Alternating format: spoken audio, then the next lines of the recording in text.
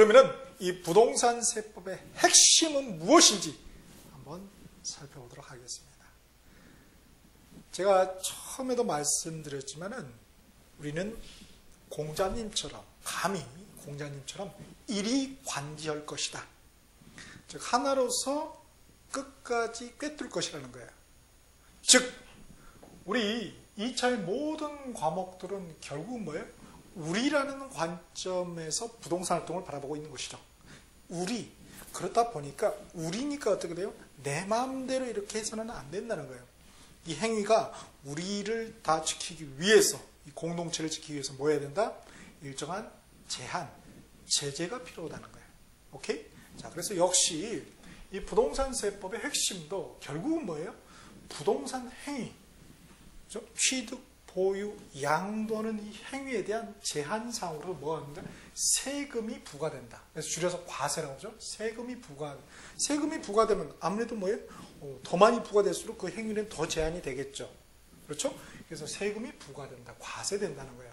이 과세를 갖다가 앞에 개론이라는 첫 번째 숲에서는 정책 활동이라고 했죠. 그래서 조세 정책이라는 걸로 해서 우리가 배웠습니다. 자, 근데 여기서는 구체적으로 이제 내용이 어떻게 되냐 이거죠. 자, 그래서 결국 2차는 이 행위 제한과 그거를 위반했을 때 가만히 놔두지 않죠? 제재를 가하겠죠. 그래서 제재 사항이 있습니다. 그리고 너무 행위 제한만 있으면 안 된다. 그에 따른 또 상하는 어떤 구제 방안도 있습니다. 그래서 이러한 내용들을 우리가 하나씩 배운다는 것이에요. 오케이? 자, 그러면은 우리 첫 번째가 바로 이 행위 제한이죠. 행위 제한 중에서 이 과세 요건이라는 것. 그렇죠? 이 과세 요건. 이게 이제 가장 중요한 테마가 되는 것이죠. 가장 중요하죠. 자, 세금을 부과하는데 아무 놈에나 부과하면 안 되겠죠?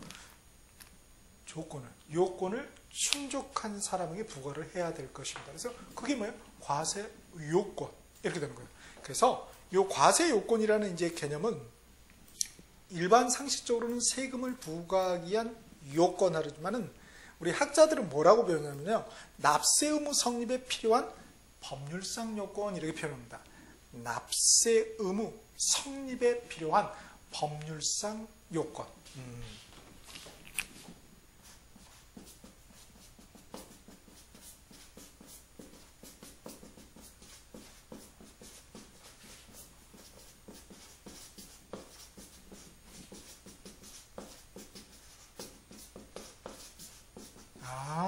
납세 의무가 성립되기 위해서는 과세 요건이구나 이렇게 우리가 이해를 하면 되는데요.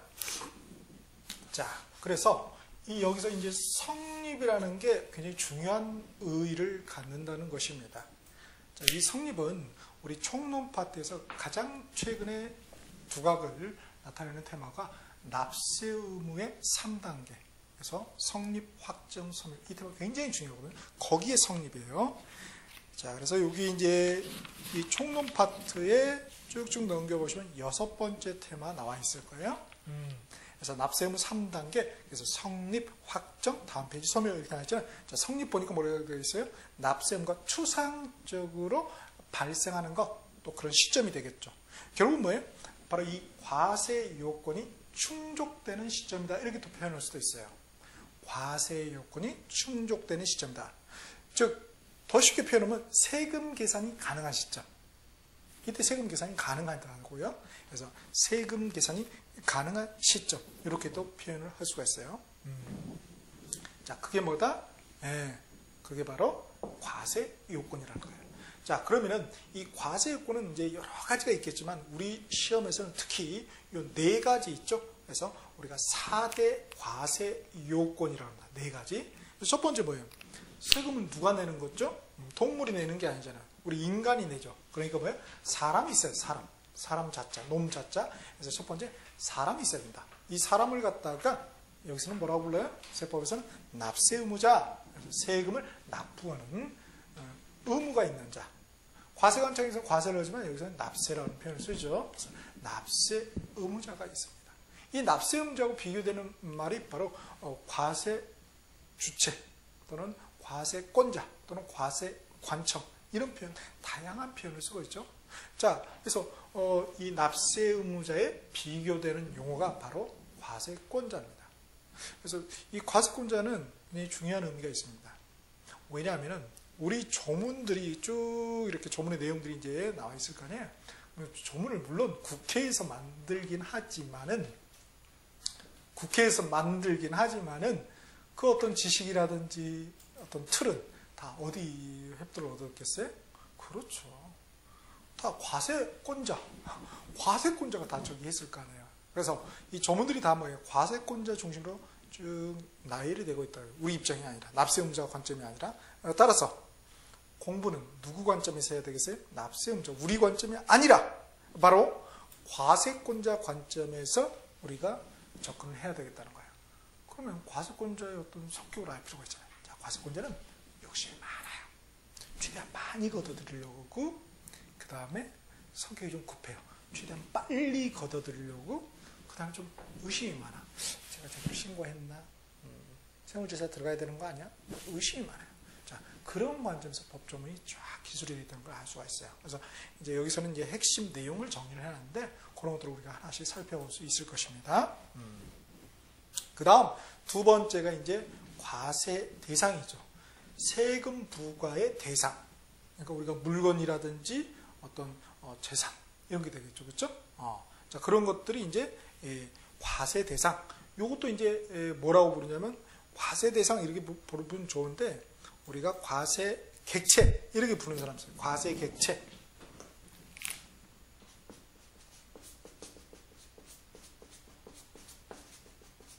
또는 과세 물건, 다양한 표현을 쓴다는 거예요. 이렇게 부르시는 분도 있더라 이겁니다. 자, 그래서 이렇게 그래서 세금 부과의 대상이 되는 거다. 그래서 우리가 물건이나 재산이나 또 소득도 있을 수 있겠죠. 이런 것들을 우리가 과세 대상이라고 합니다. 자, 그러면 이 대상에 대해서 얼마로 할 건데 어떤 그 기준, 그렇죠? 어떤 표준이 필요할 거 아니에요. 그게 뭐예요? 우리가 과세 표준이라고 합니다. 그래서 과세 표준은 우리 과세 대상의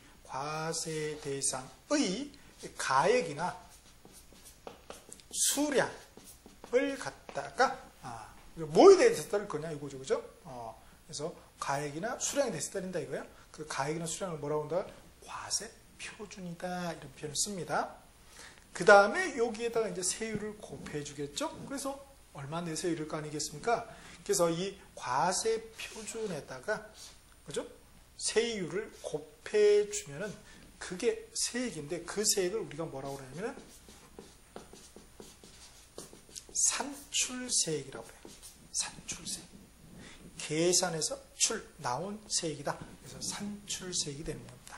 요게 이제 우리, 계산 문제로 한 문제나 두 문제가 나오죠. 그렇죠? 만점 맞고자 하신 분은 반드시 알아야 되겠지만 굳이 우리 수험에서 그냥 깔끔하게 버리고 가는 것도 크게 나쁘지는 않을 것 같아요. 그 남는 시간 공인중개사법 그리고 공간정보의 구축 및 관리 등에 관한 부분 우리 공간법 이걸 좀 더 완벽하게 할 필요가 있다는 거예요. 거기서는 만점을 받아야 됩니다. 그래서 여하튼 계산 문제가 여기서 나온다는 거예요. 오케이? 자, 그러면 이 산출세액을 우리가 내는 게 아니죠. 자, 여기에서 뭐를 빼줍니까? 어떤 공제를 해준다든지 또 감면을 해주겠죠? 그래서 이 공제라든지 감면세액을 빼주게 됩니다. 그렇죠? 그리고 또 더 내야 될 거고, 이게 세금을 제때 안 내면 이게 가산세가 붙을 수 있어요. 그죠? 그러면 가산세를 추가적으로 더 내야 되겠죠? 그걸 더 해줍니다. 그럼 우리가 결정세액이라고 그래요. 이 결정세액에서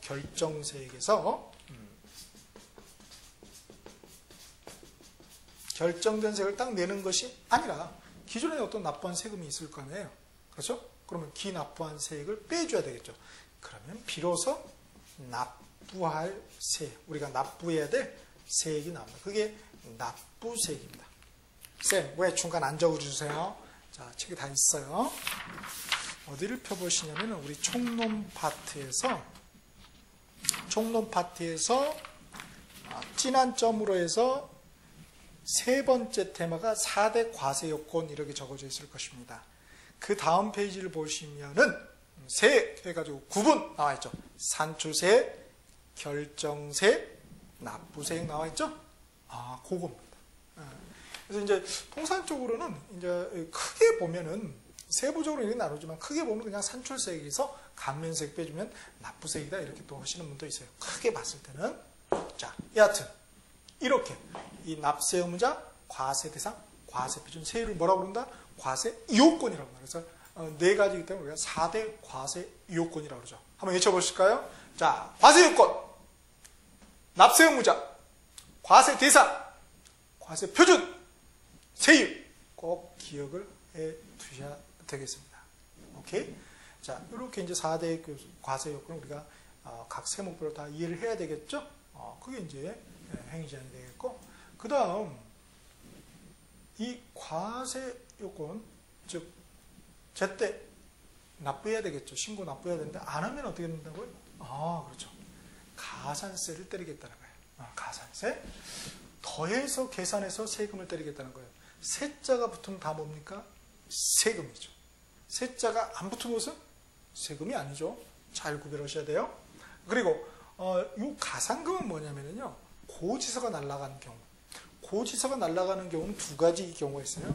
우리가 신고납부 세모 있고 보통 징수 세모 있어요. 신고납부는 납세 의무자가 신고하고 직접 납부까지 하는 거예요. 그런 경우. 그 다음에 보통 징수, 이제 우리가 보통 고지서 날아간다 그러죠. 납세 고지서가 날아와서 내는 경우가 있겠죠. 그런 경우가 있단 말이에요. 근데 보세요. 이 가산세는 바로 납세 의무가 있는 세무, 우리 대표 취득세죠.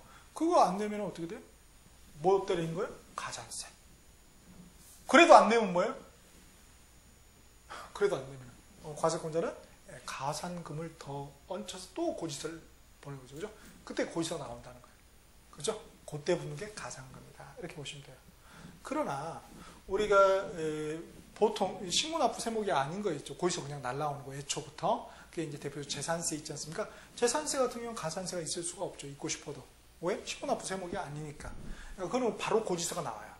그러면 제때 내면 되는데 안 냈어. 그럼 뭐예요? 가산금이 붙는다는 거예요. 연체료 개념으로. 자, 그게 가산금이다. 그래서 하나는 세가 붙었으니까 세금.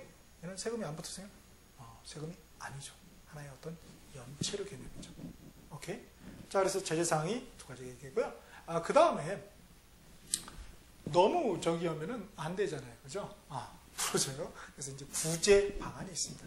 자, 구제 방안은 과세를 아예 하지 않는 비과세가 있고요. 다음에 과세는 하지만은 깎아주는 경우가 있어요. 100% 깎아주면 면제, 그렇죠? 100% 미만이면 경감 이렇게 합니다. 이제 우리 감면 제도라고 합니다. 그 다음 또 구제 방안이 또 있어요. 조세 구제 방안이 불복이라는 거죠. 나 그거 너무 과하다. 이거 나 아니야. 이렇게 많이 내는 거 아니야. 이렇게. 그럼 이의 신청할 수 있어요. 그리고 이의 신청도 안 받아들이면 어떻게 돼요? 이의 신청에서 깨졌어. 그럼 뭐야? 심사 청구를 할 수 있어요. 또 심판 청구를 할 수 있어요. 이렇게. 심사는 우리 국세의 경우는 국세청장이 하는 거예요. 심판은 조세 심판원장이 있죠. 그분이 하는 거예요. 이렇게 또 쪼개진다는 거예요. 이러한 어떤 구제 방안도 또 있다는 거예요. 오케이? 다음. 자, 여기에서 그래서 이제 두 번째 중요한 게 우리 구제 방안에서는 이게 중요하죠. 그래서 비과세가 또 중요합니다. 비과세. 다른 것보다도. 그 다음. 자, 그러면은 보세요. 세금 과세 요건을 다 충족을 했어요. 또 뭐 안 낼 사람들을 깎아줄 사람 다 깎았어요. 그러면 이제 뭐예요? 부과하고 징수를 해야 되겠죠? 이게 이제 세 번째 나오는 거예요. 자, 이거는 과세권자의 관점이죠. 우리 납세 의무자 관점에서 뭐예요? 납부하는 거잖아요. 그래서 이거는 납부의 포커스를 맞춰서 물어봅니다. 자, 그러면 세금을 납부하는데 어떻게 내겠어요? 뭘 좋아합니까? 당연히 현찰 좋아하죠. 현찰로 내는 근접납. 그렇지 않고 경우에 따라서 뭐예요? 물건으로 내는 경우도 있다는 거예요. 그래서 물납. 우리 물건 하면 여기서 물납은 이제 총론 파트에서 배우겠지만 부동산이나 또는 채권, 국채 채권을 말합니다. 그렇죠? 그래서 물건을 납부하는 제도가 있다. 다음에 우리 한꺼번에 내는 일시납, 그렇죠? 그 다음에 쪽에서 내는 분납도 있다. 세금이 너무 많을 경우에. 자, 그러면은 앞에 거 금전납이라든지 일시납이 원칙이 되겠죠. 뒤에 거 물납이나 분납은 예외가 될 것입니다. 그러면 항상 늘 우리 시험에 뭐가 나온다? 그렇습니다. 바로 예외가 출제가 되죠. 그래서 물납과 분납, 요게 이제 중요하다는 거예요. 오케이? 그 다음에 이제 우리 네 번째로 볼 게 이제 기타인데요. 자, 기타는 뭐냐면은 이거 말고, 그러니까 모든 세목, 취득세부터 해서 양도소득세까지 모든 세목의 과세 요건, 그리고 구제 방안에서 비과세, 그리고 부가징수의 어떤 절차, 납부 절차, 이런 건 다 공통적으로 다 중요하다는 거예요. 그런데 그거 말고 또 중요한 게 있더라. 그래서 왜? 플러스 알파 해서 우리 기타라고 한번 넣어봤습니다. 취득세는 뭐가 중요하냐? 바로 취득의 시기가 중요합니다. 왜? 우리가 취득하면은 원칙적으로 뭐예요? 60일 내에 신고, 납부를 해야 되거든요. 60일 신고, 납부해야 돼요. 그러니까 뭐 언제부터 60일이냐 이거예요. 그럼 뭐? 바로 취득의 시기가 중요할 수밖에 없겠죠. 오케이. 자, 보세요. 취득세 파트 한번 가보실까요? 취득세목이라는 곳에 첫 번째 취득세잖아요. 취득세 파트 쭉쭉 넘겨보시면 취득세 파트에서 몇 번째 테마냐면 9번째 테마가 바로 이 부가징수라는 테마가 있어요. 거기에서 괄호 3번에 신고 납부 나와 있죠? 그래서 뭐예요? 60일 쭉쭉 1번 1항에 보시면 20조 1항에 60일 그죠? 이내 신고하고 납부해야 된다. 이렇게 나와 있죠.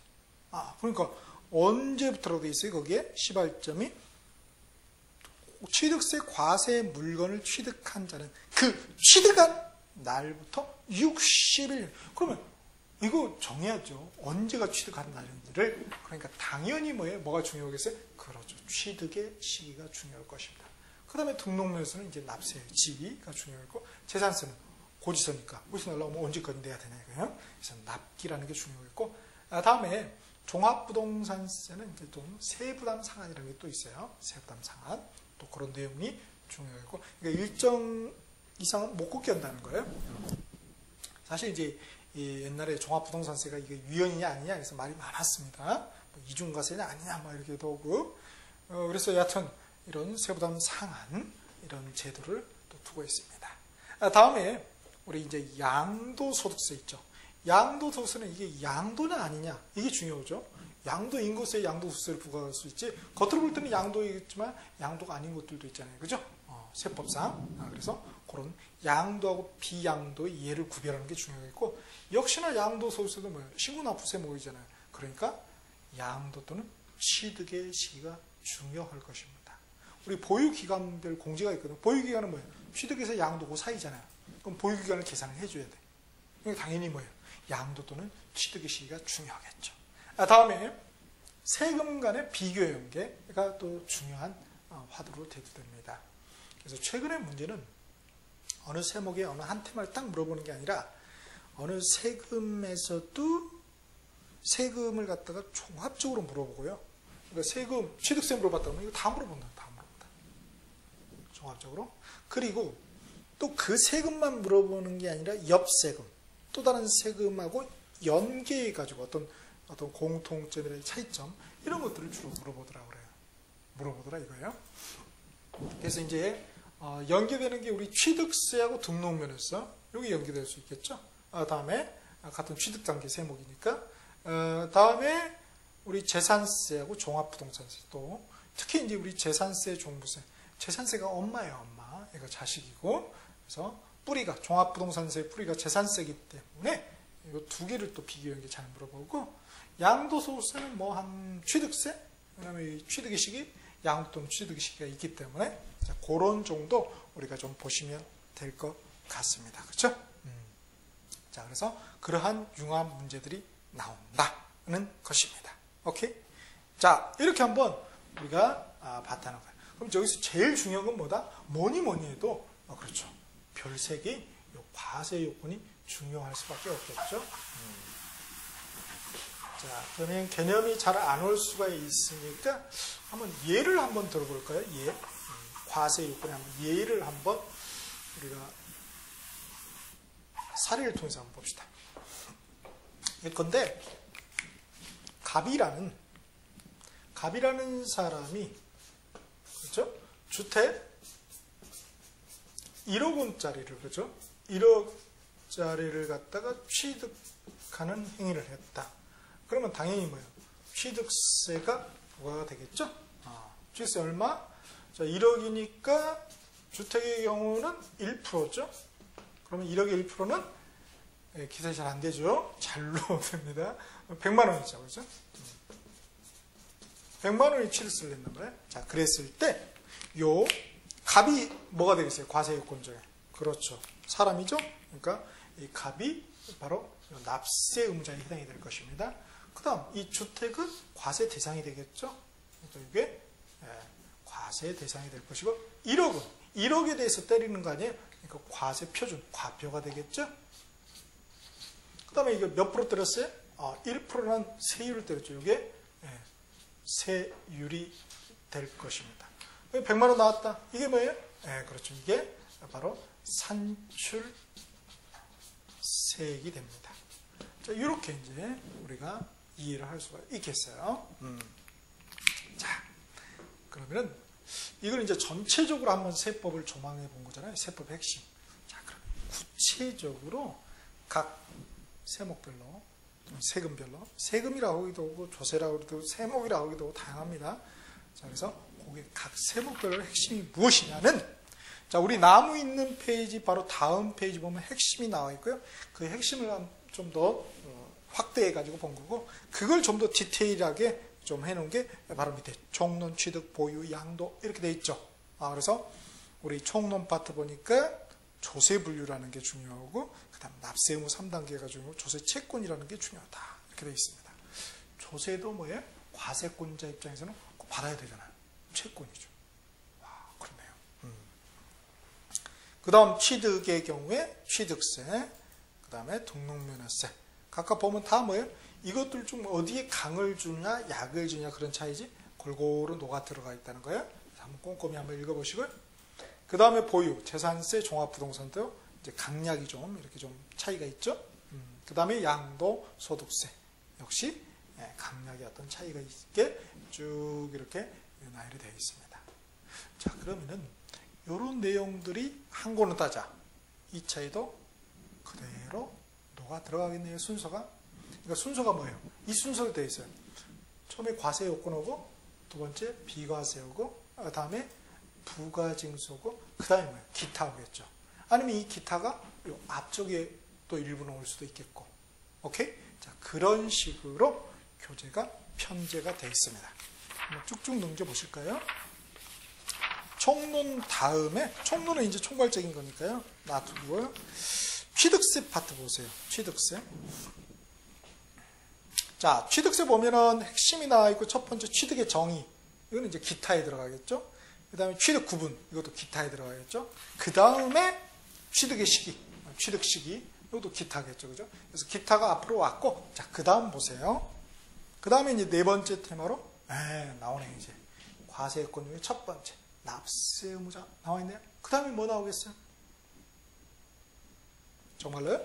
보세요.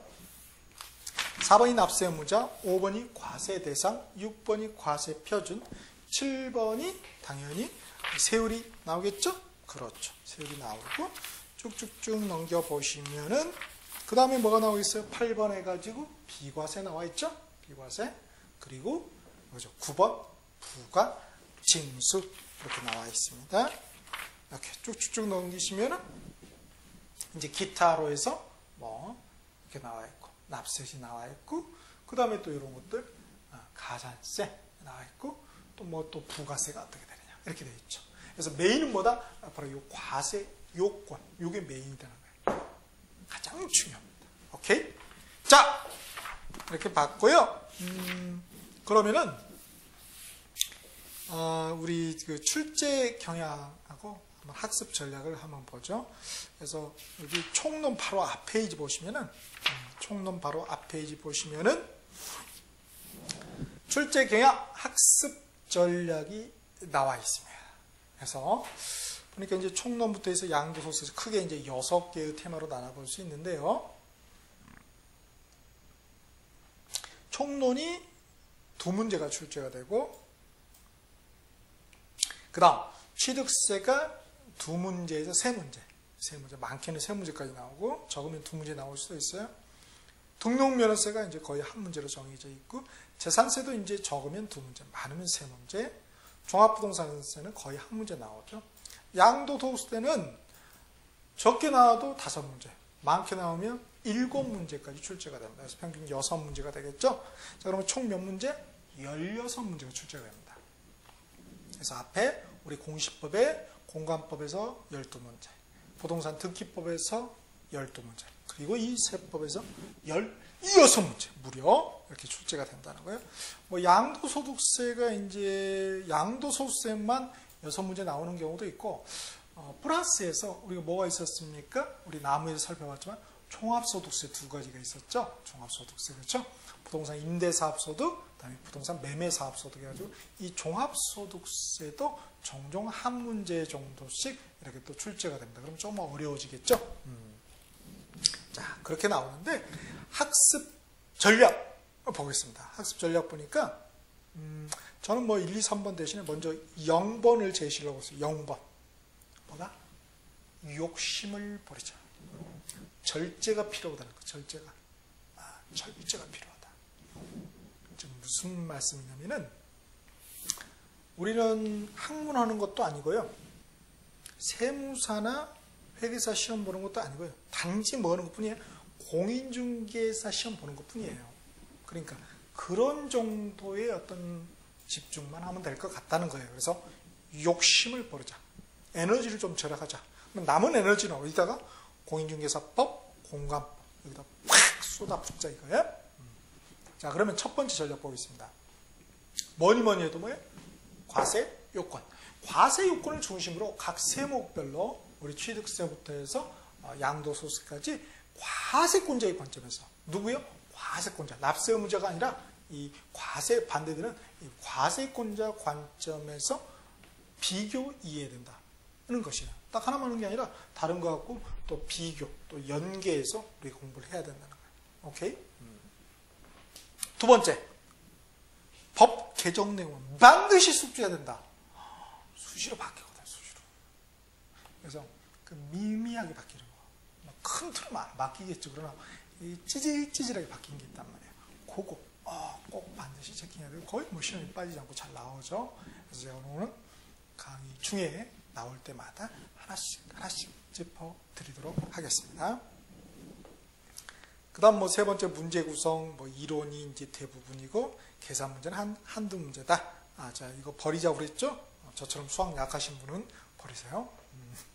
그 다음, 그러면은 늘 출제자는 문제 보기를 만들어낼 때 어떻게 만들어낼까요? 자, 출제자 의도 밑에 나와 있죠? 자, 각 세목과 세목의 과세 요건을 서술한 문제 보기. 그러니까 문제 보기는 다 뭘 서술하고 있다? 기본적으로는 과세 요건. 나머지들은 이런 것들이 다 뭐예요? 각 세목에 1번부터 5번까지 보기로 들어간다 이거예요. 자, 그랬을 때 틀린 보기 있겠죠? 분명히 그 부분을 과연 구별해낼 수 있겠는가 이거예요. 틀린 보기는 딱 두 가지죠. 하나는 뭐예요? 집안을 구별할 줄 아는 거. 집안을 서로 뒤바꿔서 틀린 보기. 두 번째는 뭐 일상평어를 뒤바꿔서 틀린 보기. 딱 두 가지밖에 없습니다. 낼 수 있는 게. 자, 다음에 다른 세목과 비교 연계한 보기의 서술이 옳은지 틀린지 역시 또 구별할 수 있겠는가. 그래서 집안 구별, 일상평어 구별. 요게 포커스라는 거예요. 오케이? 자, 이렇게 해서 한번 우리 이번 시간에는 부동산 세법의 핵심이 무엇인지를 한번 살펴봤어요. 그래서 메인은 요 4대 과세 요건이 되겠고, 그리고 이제 또 비과세가 중요했고, 그 다음에 또 부가징수 절차라든지 이런 기타의 내용, 이게 중요하다는 것입니다. 자, 그러면은 강론으로 들어가기 전에 우리 첫 번째 나무 이제 총론부터 봐야 되겠죠? 역시 총론도 뭐예요? 다 묶어놨겠죠, 이것들이 이제 좀 총괄적으로 결국 뭐예요? 요거를 논해 보겠다는 것입니다. 자, 그러면 총론 시간에 뵙도록 하겠습니다.